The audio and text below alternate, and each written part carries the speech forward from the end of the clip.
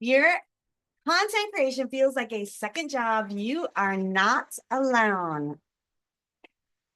I just want to say I'm so excited that I went live and it popped up. Let me share this. Hold on.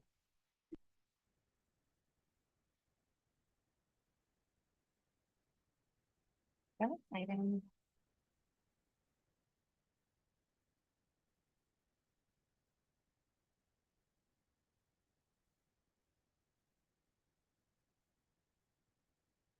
All right, so if creation feels like a second job, you're not alone.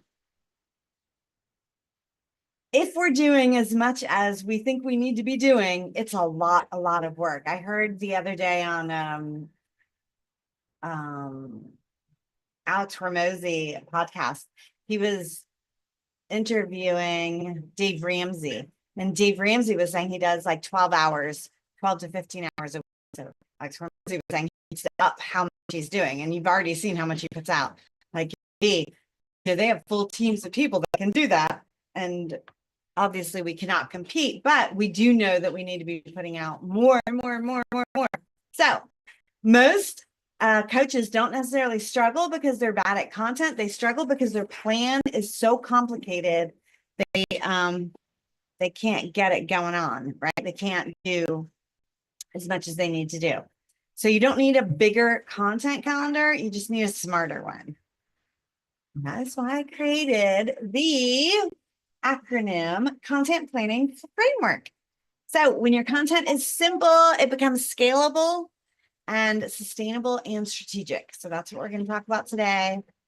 I am embracing my cheese as always. We're going to have a very cheesy acronym. So if you take notes during these, get your pen and paper out. We're ready to rock and roll. First letter is S. That is structure your week. When do you structure your week? So Friday or Sunday before the week, right? But structure your week, meaning if you could plan the types of content or what you're going to do every week. So create a repeatable content rhythm so that you do the exact same thing every week. Example, Elevate and Engage every single week on Thursday at 11 a.m. Eastern, I go live. So that's one of the things that I structure in my week. Now there's a lot of stuff that goes on behind the scenes, creating what I want to talk about, the graphics, the title and description that never seems to show up. I think I got it all going on today, right? So all of that. But you need to know which day of the week are you going to create all of that, or are you going to batch it the month before, whatever it is. But if you have the same things every week, even if you're batching it the month before, you still need to know when those are going out. So create a repeatable content rhythm. So maybe one value post a week, one story or a connection post, one CTA or sales post. Now, if you've heard me before, you might hear me always say, you should always CTA with a call to action on everything that you do, but it doesn't mean you're selling something, right? On a value post, your call to action may just be a question about whether they've experienced this before, what they think about this, something like that. So quick action, if you are taking notes, if you're going to do something actionable right now or right after this, open your calendar, block 1 hour to map out your 3 posts for next week. Right? Done. It's better than feeling. Okay. So knock it out, block an hour to map those 3 posts out. All right, next letter, we did S, we're on I. So identify core themes. You should already have these done, but if you don't, think about 3 to 5 go-to topics that align with your offers. This is a big mistake that a lot of people make. They'll do this type of content and their offers are way over here. Everything needs to kind of stream together, right? So what is it in your offers that people need to be able to want to buy your offer? So one of the things might be belief shifts. Belief shifts. What kind of beliefs do you need to shift in order for them to be ready to buy your offer? You could do FAQs. If you have people asking questions all the time. Do answers to those questions. That's great content. Client stories, client, accomplishments behind the scenes. You could do mini trainings. Those are always fun. So have your go-to things that you do, make a list of what you're going to do in each one of those and have that ready to go. You could, again, knock out an hour. You could do 10 each of those, and that would be, how many did I list here? 1, 2, 3, 4, 5. That's 5 different ones. If you list 10 in there, that's 50 pieces of content. That's a lot of stuff that you could do right there. So quick action for this one, write your 5 themes at the top of a Google Doc. And I would actually do it on an Excel just because then you could do underneath it, but however you want to do it. And start dropping ideas. You could do it on a Trello, right? If you're into Trello or Asana, do those things. Drop ideas as you go. If you work on your phone a lot, do it in notes or whatever it is on your phone that you use. So the first one was S, structure your week. The second one, I, identify 4 themes. Who knows what the word is? All right, next letter is M, map your content to your offers. And sort of hit on this. This is crucial. Crucial. There should be a direct path. You are leading your customers on a journey. So every post needs to have a purpose. Does this support what I sell? Does it move someone closer to saying yes? That could be like your belief shifting or answering questions, right? Is it going to move somebody closer to saying yes? Does it support what you sell? So look at your last 3 posts. This is your quick action. Look at your last 3 posts. And if you were like the A student front of the class raising your hand, do last 10.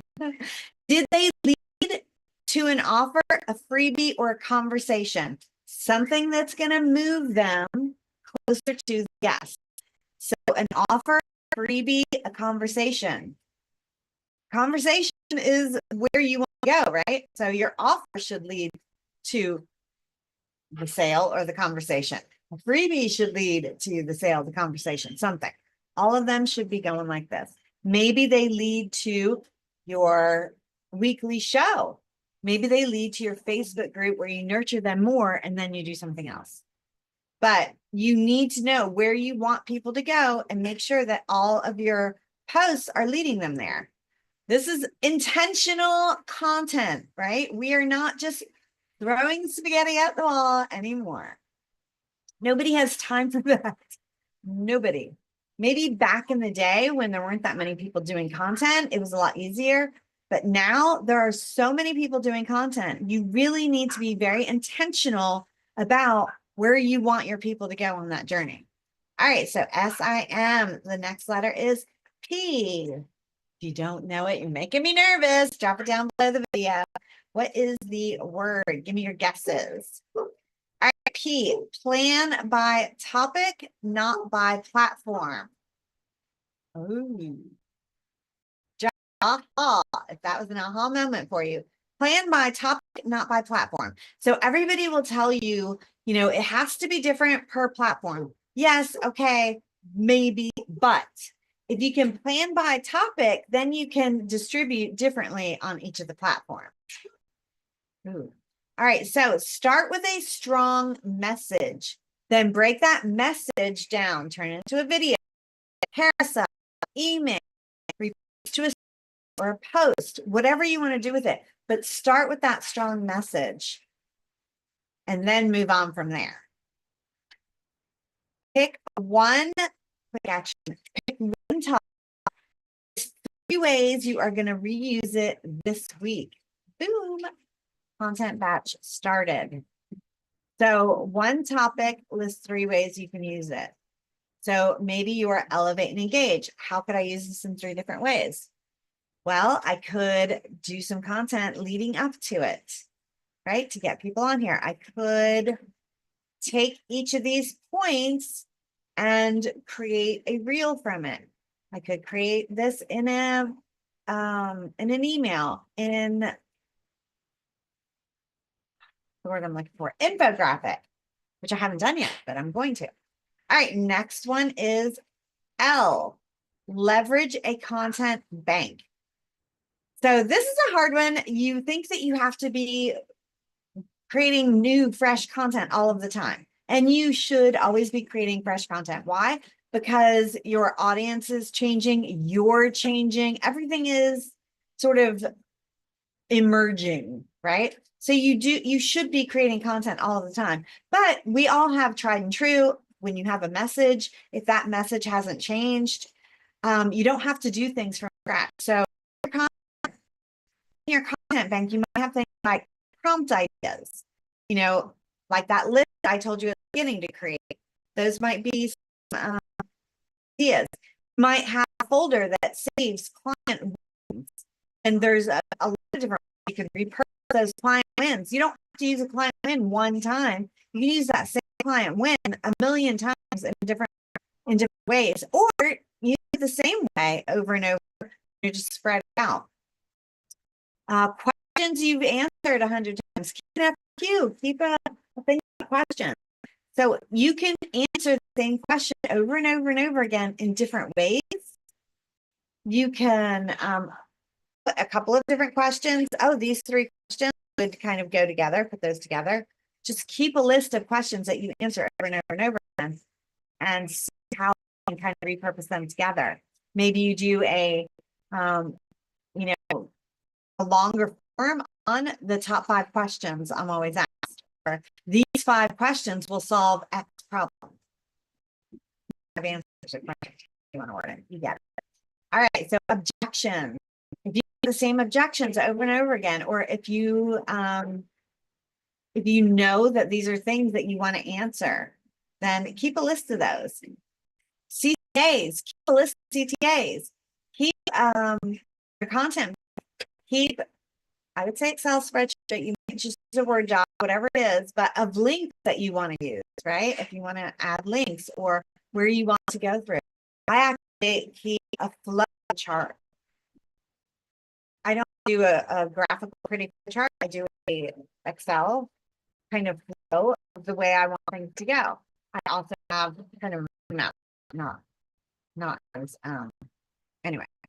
However your brain works, do it the way you want to do it. So quick action for this one is create a folder or a spreadsheet in a folder, because you might want different types of things, right? Title it content vault, add 5 ideas now. Like, what are you going to put in that content vault? At least create a Word doc and write what you're going to put in there. And I gave you some ideas. Maybe you thought of some other ones. Drop it down below if you thought of an idea that might go in the content vault. The ones, I'll repeat them again, that I just said were prompt ideas, client wins, questions you've answered, objections, favorite CTAs. I mentioned before, your pillar with your ideas of those pillars. So they're always good. All right, drop down if you have an idea that you think would be good for that content vault. And all content vaults, great to have that. There's my place is being painted, and there's a man hanging. All right. E, next one, last one. If you didn't get it, simple, right? E, eliminate the noise. And I don't mean the background noise. If you hear by my head, got instruction, go.